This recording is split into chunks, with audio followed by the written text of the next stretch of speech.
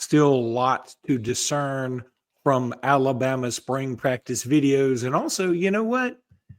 The coaches seem very, very high on this wide receiving core.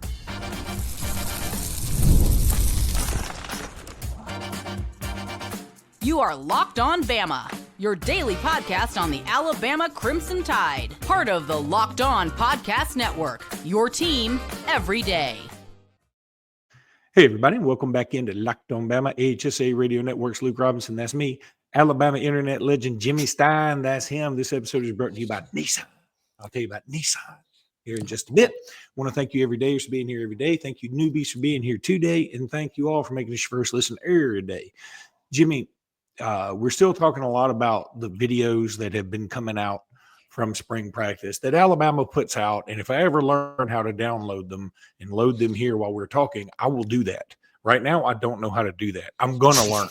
But, the good news is I know the video from yesterday was 5 minutes long. That's a lot of practice video. Like, it's not 5 minutes of just one segment either. It's chopped up nicely where it's very condensed, so you get action. Now, it's not the action everybody wants necessarily. Sometimes it's, Austin Mack with some kind of stretchy thing attached to him trying to touch a cone or whatever.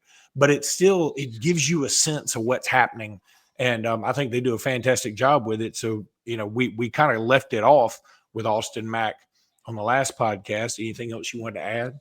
Yeah, there's actually two videos. The first one's the one that Luke just talked about, 5-minute video. They actually released a second video that's shorter, but it had some good stuff on it. And it was probably more of a minute long or a minute and a half long. And it was released by Alabama through the Alabama football social media account. So it's on Twitter, it's on Instagram. It's not something that's specially sent to the media. This was distributed to the public. A couple things that are on that clip that stood out to me. One is you have to be really careful when you read into stuff. You can read too much into stuff and make a huge mistake. So don't assume all of this as fact. But sometimes just piecing things together, you can make a real educated guess. And by that I say, I thought it was really interesting that in a wide receiver drill, the first one to go through it was Jeremy Bernard. And the second one to go through it was Ryan Williams. And, these things often work that way. The head of the group goes first. But who was third? Isaiah Horton was already third. Now, does that mean he's the number 3 receiver already? Of course not. But it is a little interesting, particularly when he was followed by Cole Adams 4th, Jalen Hale 5th. This is sort of an order that you might guess. If it was just random willy-nilly, it could be walk-ons, it could be Derek Meadows, but no, it was Ryan, Germ, Isaiah Horton. Thought that was really interesting.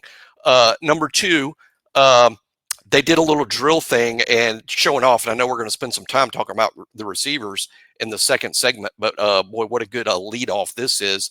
They're just halfway showing off and halfway doing what they can to catch the ball, but Cole Adams made 2 one-handed catches. Germ made a one-handed catch, and Ryan made a one-handed catch. And yeah, it's showing out. It's circus stuff. The balls were being thrown by an assistant coach. That's why they were off target. And sometimes when the assistant coach is throwing them and not an actual college level quarterback, the throws can be off target, and that's good for receivers. But anyway, it was just impressive to watch Cole do it twice, Germ do it, Ryan do it. One-handed snags of errant thrown balls. To the defensive line real quick, Jeremiah Beeman, and we need to talk about him a lot this summer. He's going to go from redshirt, why didn't we see him more, to clearly in the rotation. I think Beeman is a guy, he's a stock up guy. Now is the time to buy Jeremiah Beeman stock. It's going to be sky high this fall. I think he may end up being as high as the number 1 interior defensive lineman off the bench. I think he could literally be the 3rd guy behind Tim Keenan and James Smith. He has added such good weight. See, when I add weight, because I'm in my 50s, when I add weight, it goes to my belly. Jeremiah Beeman has added weight to his thighs and his butt. And he's just a much bigger player in the trunk, which is ideal for the position he plays. I think he's just going to be a monster by the time he leaves Alabama. But Beeman's added such good weight for the position. He looks like $1 million out there. Keon Keely is also listed at 280 now on the roster. There is a video of him doing defensive line drills next to defensive tackle Edric Hill. It's hard to tell them apart. Now, partly because Edric Hill is sort of sleek for a defensive tackle, but Keon Keely and Edric Hill are similarly built now, which is amazing considering when Alabama signed Keeley, he was a stand-up linebacker. Lastly, the offensive line. Again, you got to be a little careful. Don't go too far with assuming this is some sort of gospel, speaking for God to Moses on Mount Sinai, so put it on a tablet. Not that serious, but it did look like Gino Vandermark was first team left guard. Y'all cancel the stone tablet. Okay, go ahead. Sorry. Gino Vandermark, first team at left guard, and that wouldn't be a real big surprise. That's why I think it's fair to say, yeah, that probably was a look at the interior offensive line. Gino at left guard, Parker Brailsford at center, Jaden Roberts at right guard. Sort of maybe what you'd guess on day one. Interestingly, the second team got a brief look. Looked like second team offensive line, Cam Dewberry left guard, Joseph Ionata at center, Rock Montgomery at right guard. That means Casey Poe and Olas Alanen, who would be in that mix, they have kicked out to tackle, at least in early practices. And again, as Luke said, cancel the tablet. But it's just an interesting, hey, if this is the video they're giving us, then I think we have free reign to make too much of it because this is the glimpse we get, right? Yeah, I'm with you. And we are going to talk about the receivers more, so we'll get into that in the second segment. But talking about Keon Keely and just so we've kind of Frankensteined him a little bit in the sense that we have moved him from one thing to another, and he's like kind of a completely different player, which makes me think that he's probably going to stick around.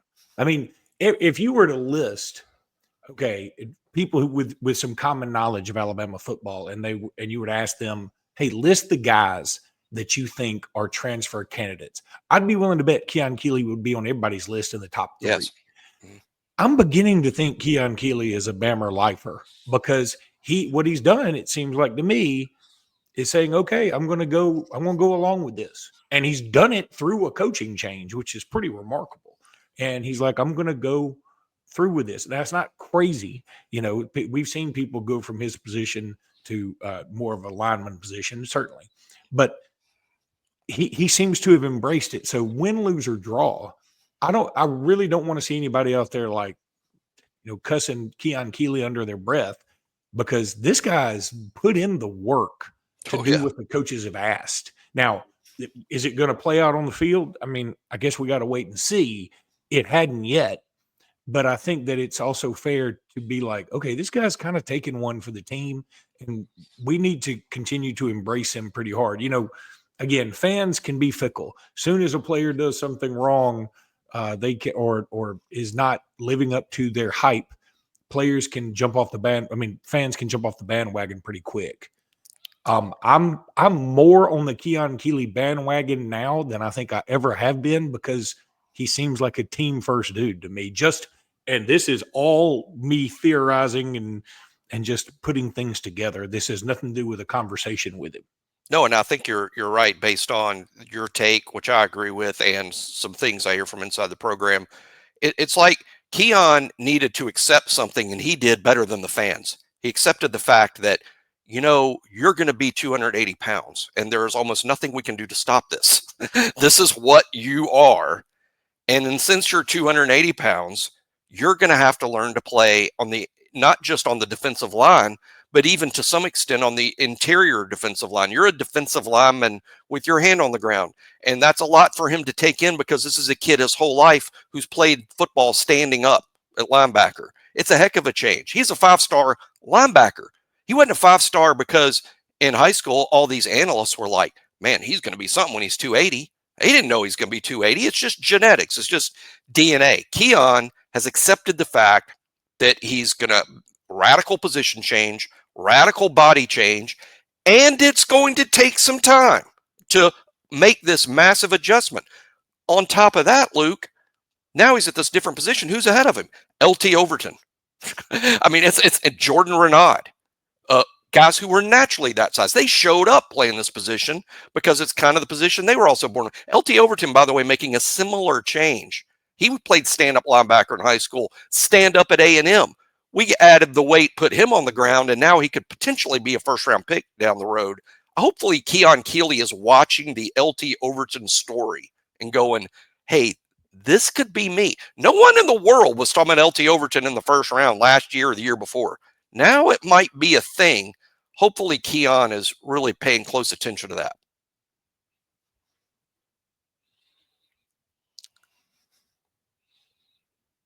You're muted. Why don't we blame it on Savannah? You're in Georgia. You're broadcasting this from Georgia, enemy territory. Not only in Georgia, Bulldogs, but fairly close to the Florida Gators down there. I mean, this is kind of South Georgia. Sad. Okay. Listen, want to thank our new sponsor, Nissan. The Armada Team of the Week is brought to you by our friends at Nissan and the all-new 2025 Nissan Armada. Each week, our Locked On college basketball experts are picking one team that stands apart. From the top-seeded stars to the unexpected upset, these guys showcase the strength and sheer power needed to push their team forward. This week's Armada and clear-cut team of the week are the Houston Cougars. Since joining the Big 12 last season, the Cougars have gone a combined, unbelievably, 33-4 in conference games, winning the regular season title by multiple games both years. There is no team in college basketball that more capably embodies the rugged Armada than Calvin Sampson's squad.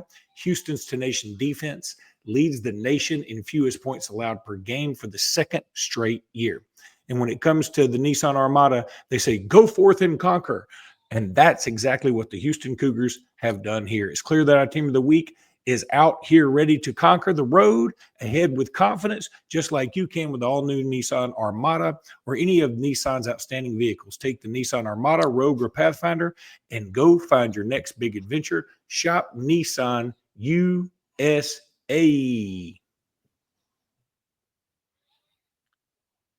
So we want to talk, first of all, Jimmy's got a thing on his lip and somebody asked about it in the YouTube comments. It's not herpes. He cut himself shaving. I do it all the time. I didn't read these comments. That's one of the nicer comments I've ever gotten. It is on one YouTube, of the nicer comments. Most people think we have stuff way worse than that. Wait till they hear me pick Auburn to beat us on Saturday. But so Jimmy did cut his lip shaving. I asked about it pre-pod. So wide receivers. Mm-hmm. There's a whole thing on BOL, your former employer. I don't mean to bring up any bad memories, but Caitlin DeBoer, this is actually a quote. He says, it's a room that got longer. And it made me think of the old, for those who know the Airplane movie, where one of the guys goes, the fog's getting thicker. And the funny guy that's in the control tower goes, and Leon's getting larger. I'd forgotten that. I could do that line. The room is getting longer like Jalen Milroe's hand. But so why is that such a mystery to people? He was just measured wrong at the Senior Bowl. And also, by the way, I was trying to show people measure the hand, and they were like, that's not how you measure the hand. I was like, okay, sorry. But so Luke measured his hand in Mobile. Luke's the reason this is all wrong. That's right.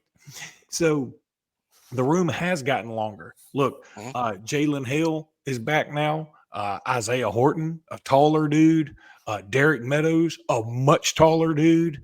The room in general is they got some height. Now, look, we lost Caleb Odom, who is 6'5". But really, we also lost Kendrick Law, who was listed at 5'11". And I'd be willing to bet the same person that measured him measured Jalen Milroe's hand. Kobe Prentice was listed at 5'10". Emmanuel Henderson at 6'1". Jaron Hamilton at 6'1". Again, I don't think he was really 6'1" either. And Amari Jefferson at 6 feet. Now, look, Ryan Williams is only 6 feet and Cole Adams only 5'10".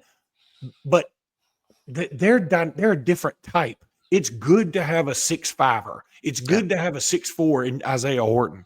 I mean, we need some of these big targets. And that's why you and I have been talking about the Tristan Keys and the CD Morgans. Yeah, we want some of those dudes. I mean, I love having a Lotsier Brooks who's listed at 5'9". I love him. I think he's going to be fantastic. I think he's Marquise Mays with maybe a little more wiggle. That's what I really believe. But you need to have somebody that can win a jump ball. And last year we were throwing a lot of jump balls to Ryan Williams, and every pass to Ryan Williams is a good pass.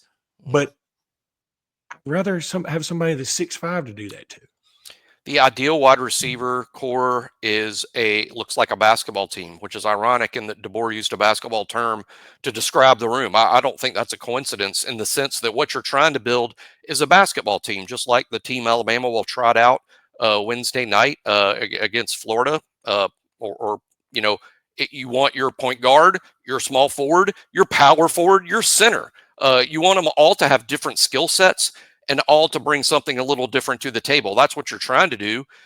It's very rare that you would build a playbook where every receiver is the same size and speed and doing the same things.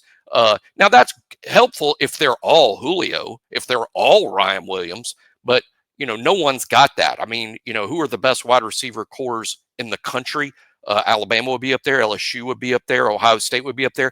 They got different looking dudes too. They ain't all the same either. I mean, this is how you build it. This is how NFL teams draft. So I see it as not Alabama wants taller. I see it as Alabama wants more variance. They want some bigger guys in the room. Most importantly, though, they have to have the high skill set. And I'm really excited about this group. There's 10 wide receivers on scholarship on this team. 10. I think maybe an ideal number might be 11 or 12. So it might be a player too short. Is that a problem? No, because all 10 can play. I mean, I think if there's a problem, it's going to be the fact that 2 or 3 of these guys aren't going to get to play very much. And you got to somehow keep them happy, because I think all 10 are capable of playing in the first team rotation. You can't have 10 guys in the first team rotation. Why not? Because if you do that, then Ryan and Germ are on the bench too often. As Luke just said, any throw to Ryan is a good idea. You can't throw it to Ryan when he's on the bench. So how are they going to trim the rotation to 5, 6, 7 is a good problem to have, because all 10 of these guys look like dudes, Luke. I definitely think all of them look like dudes, and there's going to end up being some attrition, and I don't want to play that game yet though. But there's also going to be some addition this next signing class. I don't think Alabama's going to pick anybody up, after spring or anything, but wide receiver wise. But I do think that it's going to be a big wide receiver. A couple left. I mean, which isn't anticipated by anyone. And it's not really how that works. I mean, but what you have to anticipate is someone is going to leave. I mean, I don't know. You think after spring? I think after spring, if I had to just put a number on it, I would just say, based on recent history, I would say 3 or 4 guys leave after the spring. Not wide receivers. No, on the whole team. Yeah, I was talking specifically wide receivers. I mean, I don't think anyone's going to leave. But what we talk about all the time is this: if you're going to guess who might be leaving, remove starters. Why would they go anywhere? Money. Remove true. Well, that does happen, but it doesn't happen much to a school like Alabama, because they're paid fairly well at Alabama. But it does happen. I mean, you will lose a guy, and they did lose, Smitty, who, and frankly, I think that was about money too. But but Smitty's probably the only guy that would fit that. I think if you're looking for candidates to leave, take out the starters, take out the true freshmen. So take out Ryan, take out Germ, take out Horton. He just got here. Take out Meadows and Lotsier Brooks. They just got here. That leaves 5 guys. Could they leave? Rico Scott didn't strike me as a guy who'd leave. I doubt it. I don't think Cole Adams Jalen Hill ain't getting rehabbing like that and leaving. I don't think so. So, I mean, I think the wide receivers will be here. So I think there's a really good chance of it. But gosh, it's hard to predict. I mean, the Shep and DeBoer aren't sitting around right now going, "Hey, you know who's leaving?" I mean, they'll take the information as it comes.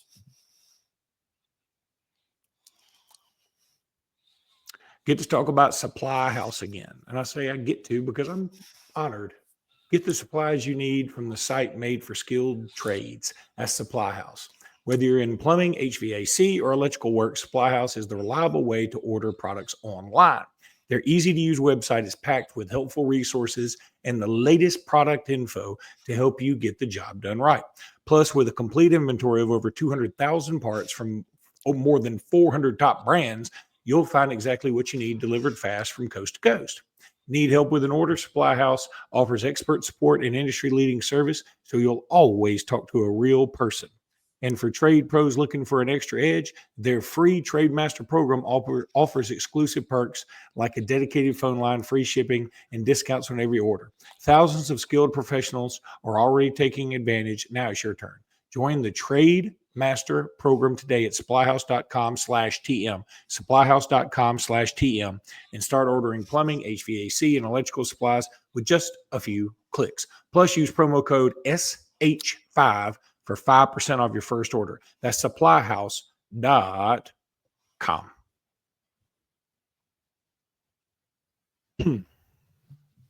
Speaking of wide receivers that left Alabama that were starters, Isaiah Bond, he had this proclamation that he was going to blow away Xavier Worthy's record at the combine or something. I think he finished 9th among receivers this year.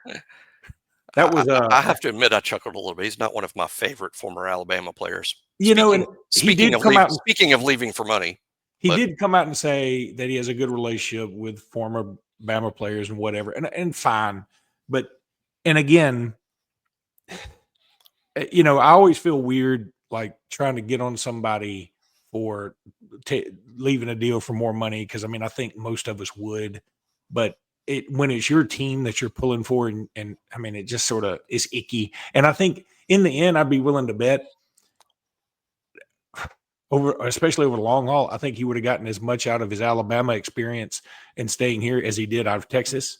And who knows, maybe having him here could have helped, put us over the top, because he didn't do a lot at Texas, frankly. He didn't do a lot. He was bad. Some of it was he was banged up, and some of it is he was in a pretty talented room over there with Matthew Golden and that freshman Wingo. He's a freak. But as me and Luke have said many, many, many times, we support the kids who leave Alabama in the portal, except maybe we get a little miffed when starters leave. And Isaiah Bond was a significant player on the team. He was going to be a lifetime legend in Alabama for the Gravedigger play. I think Alabama sometimes is in a time of need. And when Saban left, Alabama was in a time of need, and some of the starters left. And that's always going to irk me a little bit. I'll root for Emmanuel Henderson at Kansas this year. I'll root for Jaleel Hurley. I can name 15 others that left just because they had a hard time getting on the field at Alabama. But I don't feel that way about the starters like Isaiah Bond and Caleb Downs and other starters who have left. I saw a report before we get into some Alabama quarterbacks and where they've been drafted, a tweet that you put out. It looks like Najee Harris is going to be leaving Pittsburgh. They're not going to re-sign him. They're not going to use that fifth-year option.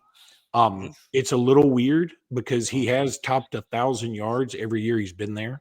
And, it's 1,000 yards isn't what it used to be in the NFL because you play 17 games or, I think maybe when this started for him, it was 16. But so it's not as big a deal as it used to be. It is still a benchmark. And I feel like he was a good fit for Pittsburgh for what they were doing. And look, I would also say, maybe he only had 1,000 yards because look who's been playing quarterback back there. Yep. It's not exactly like the threat of passing the ball all over the field has scared anybody into backing off the run game.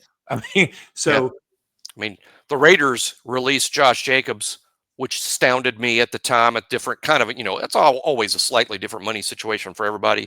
But look at what Josh Jacobs did with the Packers. I think Henry and the Ravens. Henry moves over to the Ravens and doesn't skip a beat. I think whoever picks up Najee is picking up 1,000-yard rusher in the NFL. I just want him to go somewhere that I don't want him to go to like Seattle or something. That's all. Okay. So you put out a tweet that was pretty cool about Alabama quarterbacks and where they've been drafted over time. The highest drafted quarterbacks at Alabama since the AFL-NFL merger in 1967. Bryce Young at 1, obviously. Tua at 5. And then Richard Todd at 6. It seems like some of these other guys should have been picked. When I go to them, y'all going to be like, wait a minute, Ken Stabler was picked number 52? Matt Yeah. Jones was picked 15. Jalen Hurts at 53. Brody Croyle at 85. I mean, look, I went to a preseason game with Croyle. I think it was with the Chiefs, and they played the Browns in Cleveland. And I saw him play a little bit in that. I mean, it just wasn't going to work out. He probably wasn't big enough, honestly. Scott Hunter at 140. Jay Barker at 160. He had a nice little NFL career. People forget about that. And Scott Hunter McCarron, certainly did. Scott Hunter got underdrafted based on Scott Hunter was like a backup quarterback in the NFL and started games for like a 15-year period. And then AJ McCarron at 164. He may have been the best bang for the buck overall on this list in terms of he stuck around for a long time and really never had didn't he start a playoff game? Started a playoff game for Cincinnati, and they would have won. The defense sort of boffed it for him. Yeah. He would have been the first quarterback in Cincinnati to win a playoff game in a long time. I think if you ask most teams in the NFL, if you take a quarterback in the 5th round and he's your number 2 guy for 6 years, was that a good pick? I think most NFL teams will tell you, yeah, I'll take a quarterback in round 5 that's going to stick around for 6 years and be my number 2 that I have some confidence in. So I don't think AJ was overdrafted. I think that's about right. And I think Croyle probably has a different career if he was healthy. I also would have loved to have seen Brody Croyle under a Nick Saban regime. I think might have made him a better player. How about Croyle with, look, it wasn't like Kenneth Darby was a bad running back. He was pretty good. He had that weird bow-legged running style that, I mean, that Florida game always stands out, right? Well, Brody, they were playing behind a bad offensive line. Brody and Darby He had a both. bad offensive line. And while, look, Keith, oh my God, I'm blanking. Keith Brown and DJ Hall were on that team, and they were, and Prothro was on that team. If Prothro doesn't get hurt in the Florida game, maybe things are a little different, because if you remember, the offense really started to fall off after that, and then they ended up losing in overtime to LSU and then got buried at Auburn. But I think it's so wild just thinking about this, how many careers could have been different in different eras. The reason that I put together that tweet is because, Alabama's likely to have another quarterback drafted in the next month or so. Where does Milroe fall on that list, if at all? Because I only listed if you were drafted, top 165-ish, which basically means the first 5 rounds of the draft. Where does Milroe fall on that list? And for those that go, he's a 4th-round pick, that's no big deal. Look at that list. Where would he fall in Alabama history if he's drafted in the 4th? He'd be one of the highest drafted quarterbacks in the history of Alabama's program, even in round 4, if that happens, for instance. Alabama just doesn't have a long, storied history of producing NFL quarterbacks until very, very recently. And I think that's why Alabama fans will scoff if Milroe's not taken on day 1 or day 2. They'll scoff, but that flies in the face of the history of University of Alabama program. Being drafted among the top 165 picks puts you in the top 10 all time at Alabama. In terms of quarterbacks prior to the merger, Joe Namath, yes, he was a very high pick in the AFL draft prior to the merger, but Namath is really probably the only name that would belong on that list. And for those that say Bart Starr, he didn't really ever start a game at Alabama and was sort of like the 300th pick in the NFL draft in the 50s. No, he wouldn't have been on that list. But it's just amazing that Alabama has done all they've done in the history of college football. They've only had one number 1 pick, and since the merger, they've by this list that you're looking at, that you put out, only 4 first-round picks since '67 that are quarterbacks from the University of Alabama. And the gap between Richard Todd and Tua Tagovailoa. Richard Todd was drafted, I think, in '77. Tagovailoa in 20. So you're talking about a 43-year period. 43 years. No first-round quarterbacks. Well, and then here's another funny thing, that you have the 3 in a row all picked 15 or higher, and number 1 being Bryce Young, of course. And if Jalen Milroe doesn't sort of fall off in the middle of the year, I bet you he goes in the first round, but he does fall off. I mean, look, after the Georgia game, people were talking about him being the number one pick, top 5 pick, but he fell off. I mean, and that would have been amazing to have 4 straight first round picks that are quarterbacks. I don't know that it's ever happened. Certainly it hasn't happened to Alabama. You can tell from looking at the list, but that's why I just want people to understand historic. So many Alabama fans are young. So many Alabama fans became this level of fan during the Saban era. Me and Luke have been around for a while. I'd rather put things in historical perspective. And if Jalen goes in the 5th round or earlier, he will be among the top 10 highest drafted quarterbacks in the history of the program. And that's hugely significant and should be celebrated. That's going to do it for today's podcast. We'll be back tomorrow with more. And you know what? We're going to go live. At least I am. I don't know if Jimmy's able to. We're going live after the Florida game. So looking forward to that. I'll be in the country. He will be in the country. That's what he'll be. He's getting that lip tended too. I got to go see a veterinarian about this razor injury. All right, guys, roll tide. Roll tide.